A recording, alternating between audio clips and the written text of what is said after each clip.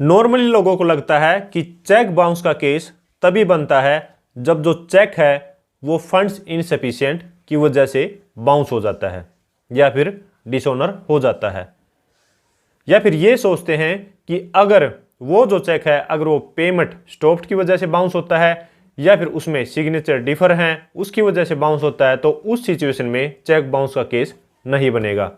लेकिन ये बिल्कुल गलत है। हाँ, आज मैं आपको प्रूव करूंगा और विद जजमेंट ये प्रूव करूंगा कि अगर फंड्स इनसफिशिएंट की बजाय अगर पेमेंट स्टॉप्ड या फिर सिग्नेचर डिफर या फिर किसी और रीजन से अगर चेक बाउंस हो जाता है तो भी चेक बाउंस का केस बनता है। सो फ्रेंड्स, मैं हूं एडवोकेट मोहित और आप देख रहे हैं हमारा channel Mohit Singh role. So friends, बिना किसी देरी के चलिए इस वीडियो को शुरू करते हैं।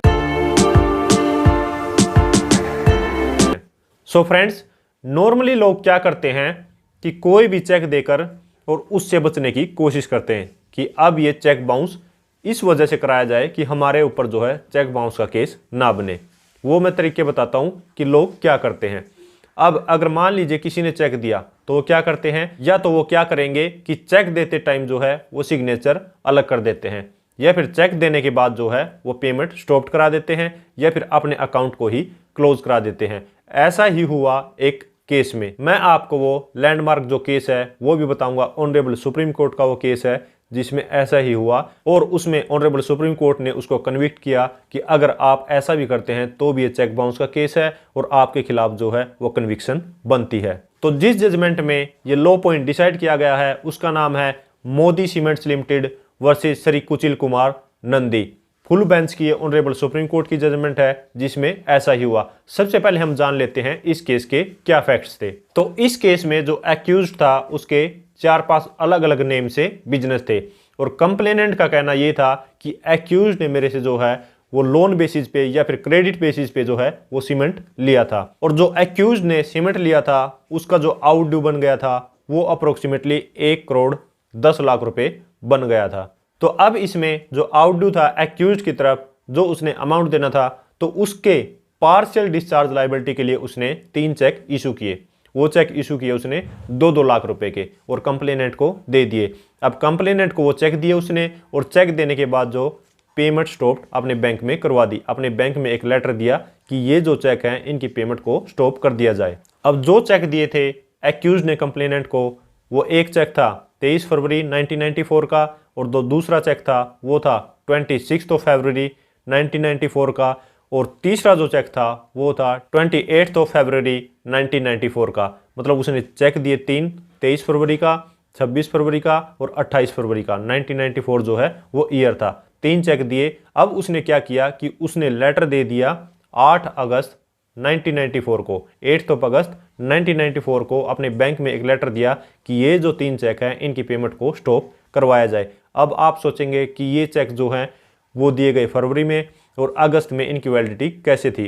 तो 1994 का ये केस है। 2012 में लॉ चेंज हुआ था कि जो चेक है उसकी पहले 6 मंथ की वैलिडिटी थी, लेकिन 2012 में लॉ चेंज हुआ था। उस टाइम जो है चेक की वैलिडिटी को घटाकर 3 महीने कर दिया गया था। तो उस टाइम जो है 6 मंथ की वैलिडिटी थी। अब फरवरी में वो चेक दिए हैं तो उसकी अगस्त तक की वैलिडिटी थी। तो जैसे ही कंप्लेनेंट जो है उन चेक को लगाने गया उससे पहले ही एक्यूज ने क्या किया, उन चेक्स की पेमेंट को स्टॉप करा दिया। तो अब जो कंप्लेनेंट है, कंप्लेनेंट को चेक को लगाया 9 अगस्त 1994 को।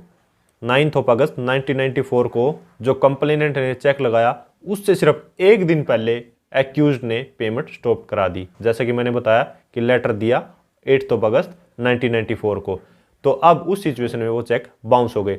बाउंस होने के बाद कंप्लेनेंट ने नोटिस दिया, नोटिस पे कोई अमाउंट नहीं आया और उसके बाद फाइनली जो है कंप्लेनेंट ने केस डाल दिए। अब 3 चेक थे, तीनों बाउंस थे तो कंप्लेनेंट ने केस तो डालना ही था। तो अब यहाँ पर फाइनली केस चलने के बाद एक्यूज्ड उस केस में पेश हुआ और एक्यूज ने स्टे ऑफ प्रोसीडिंग की एप्लीकेशन लगाई कि ये जो चेक है वो फंड्स इनसफिशिएंट की वजह से बाउंस नहीं हुआ है, ये हुआ है पेमेंट स्टॉप्ड की वजह से। अब पेमेंट स्टॉप्ड की वजह से उन्होंने ये जो है ग्राउंड ले लिया कि इस वजह से ये केस नहीं चल सकता है, क्योंकि सेक्शन 138 जो है एनआई एक्ट का वो ये कहता है कि अगर कोई भी चेक है वो फंड्स इनसफिशिएंट की वजह से अगर बाउंस होता है या फिर एक्सीड अरेंजमेंट की वजह से अगर बाउंस होता है तो चेक बाउंस का केस बनता है। पर हमारे जो चेक हैं वो बाउंस हुए हैं पेमेंट स्टॉप्ड की वजह से। तो ये सेक्शन 138 जो एनआई एक्ट का ऑफेंस नहीं बनता और इस प्रोसीडिंग को जो है वो स्टे किया जाए। तो फाइनली जो एप्लीकेशन लगाई गई स्टे ऑफ प्रोसीडिंग की, उसको ट्रायल कोर्ट ने डिसमिस कर दिया और कहा कि ये चेक बाउंस का ऑफेंस बनता है। अब एक्यूज ने क्या किया, एक्यूज ने जो क्वेस पिटीशन डाली, क्वेसिंग पिटीशन डाली 482 सीआरपीसी में ऑनरेबल हाई कोर्ट के पास, और ऑनरेबल हाई कोर्ट ने इस कंप्लेंट को क्वेस कर दिया कि ये जो चेक बाउंस का ऑफेंस नहीं बनता, क्योंकि ये फंड्स इनसफिशिएंट की वजह से बाउंस नहीं हुआ है और ना ही ये एक्सीड अरेंजमेंट की वजह से बाउंस हुआ है, जो कि मेन इंग्रेडिएंट हैं सेक्शन 138 एनआई एक्ट के। तो यहाँ पर ये पेमेंट स्टॉप्ड की वजह से जो चेक बाउंस हुए हैं, तो इस पिटीशन को जो है वो क्वेस किया जाता है और सेक्शन 138 का जो ऑफेंस नहीं बनता है। अब कंप्लेनेंट ने क्या किया, वो फाइनली पहुंचा ऑनरेबल सुप्रीम कोर्ट के पास। तो अब यहां पर फाइनली जो है आर्ग्यूमेंट्स हुए कंप्लेनेंट की तरफ से, ये हुए कि इसने जो है जानबूझ के पेमेंट स्टॉप कराई है। एक तो चेक दिए 3 और तीनों की जो पेमेंट है इसने वो स्टॉप करा दी, और पेमेंट स्टॉप कराने का मतलब ये है कि इसकी इंटेंशन है कि मैं जो है पैसे नहीं देना चाहता, और इसलिए सिर्फ ये इसकी इंटेंशन थी कि ये जो चेक है वो बाउंस हो, इसलिए इसने एक दिन पहले जो है वो लेटर दिया अपने बैंक में कि इन चेक्स की जो पेमेंट को स्टॉप कर दिया जाए। और एक्यूज्ड की तरफ से ये आर्ग्यूमेंट थे कि ये जो सेक्शन 138 एनआई एक्ट में फॉल्स नहीं करता और ये जो ऑफेंस नहीं बनता, क्योंकि ना तो ये फंड्स इनसफिशिएंट की वजह से बाउंस हुआ है और ना ही एक्सीड अरेंजमेंट की वजह से बाउंस हुआ है। ये बाउंस हुए हैं पेमेंट स्टॉप की वजह से, जो कि सेक्शन 138 में नहीं लिखा हुआ है। तो मेरे ऊपर जो है वो सेक्शन 138 एनआई एक्ट का ऑफेंस नहीं बनता है। तो फाइनली दोनों तरफ की आर्ग्यूमेंट सुन के ऑनरेबल सुप्रीम कोर्ट ने ये फाइंडिंग दी कि अगर आपने ये चेक जो हैं वो विदाउट डिसऑनेस्ट इंटेंशन दिए हैं तो ये बाउंस क्यों हुए हैं।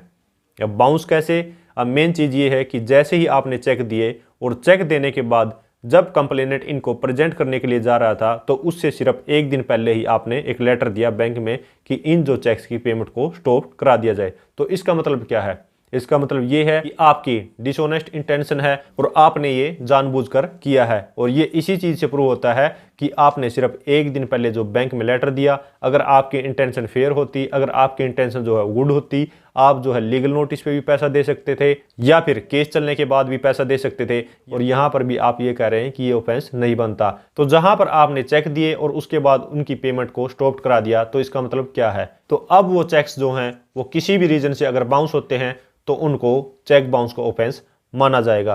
क्योंकि अगर ऐसा हो गया कि किसी भी रीजन से मान लीजिए पेमेंट स्टॉप्ड या फिर सिग्नेचर डिफर या फिर अकाउंट क्लोज, अगर इन वजह से जो है वो चेक बाउंस नहीं माना जाएगा, तो मेन पर्पस जो है सेक्शन 138 का वो ही खत्म हो जाएगा। तो यहाँ पर जो ऑनरेबल सुप्रीम कोर्ट ने ये फाइंडिंग दी कि हाई कोर्ट ने जो इस पिटीशन को क्वेस किया है या फिर इस कंप्लेंट को जो क्वेस किया है उसको हम सेट असाइड करते हैं और ये डायरेक्शन देते हैं कि इस केस को फर्दर चलाया जाए। और यहाँ पर एक बात और सेटल की कि अगर कोई भी जो चेक है वो पेमेंट स्टॉप्ड की वजह से बाउंस होता है तो उस पर भी चेक बाउंस का ऑफेंस बनता है। लेकिन इस जजमेंट के बाद जो है काफ़ी सारी जजमेंट्स ऐसी आई हैं कि अगर, क्योंकि ये तो स्पेसिफिक जो है वो पेमेंट स्टॉप्ड की वजह से है, लेकिन अगर कोई और रीजन से मान लीजिए सिग्नेचर डिफर है या फिर अकाउंट क्लोज है, किसी भी रीजन से अगर चेक बाउंस हो जाता है और बाउंस होने के बाद अगर उसको लीगल नोटिस दिया जाता है तो लीगल नोटिस पे भी पैसा नहीं देता या फिर जो चेक है उनके बाउंस होने पर भी पैसा नहीं देता, तो उस सिचुएशन में जो है चेक बाउंस का केस बनता है।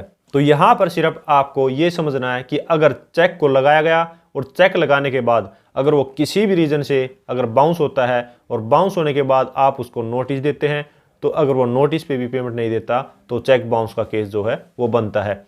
क्योंकि सिर्फ जो 138 में उसमें लिखा गया है फंड्स इनसफिशिएंट या फिर एक्सीड अरेंजमेंट, लेकिन इसके अलावा किसी भी रीजन से चेक बाउंस होता है तो भी चेक बाउंस का केस बनता है, क्योंकि इस पे काफ़ी सारे लॉ सेटल हो चुके हैं। सो फ्रेंड्स, ये थी वीडियो जिसमें आपने जाना कि अगर पेमेंट स्टॉप्ड या फिर अकाउंट क्लोज या फिर सिग्नेचर डिफर या फिर किसी और रीजन से अगर चेक बाउंस होता है तो क्या चेक बाउंस का ऑफेंस बनता है या फिर नहीं। सो फ्रेंड्स, अगर ये वीडियो आपको अच्छी लगे तो लाइक कीजिए, शेयर कीजिए, और अगर आपने चैनल अभी तक सब्सक्राइब नहीं किया तो चैनल को सब्सक्राइब कर लीजिए, क्योंकि चेक से रिलेटेड बहुत ही बढ़िया कंटेंट इस चैनल पे आने वाला है। Thank you so much, bye bye.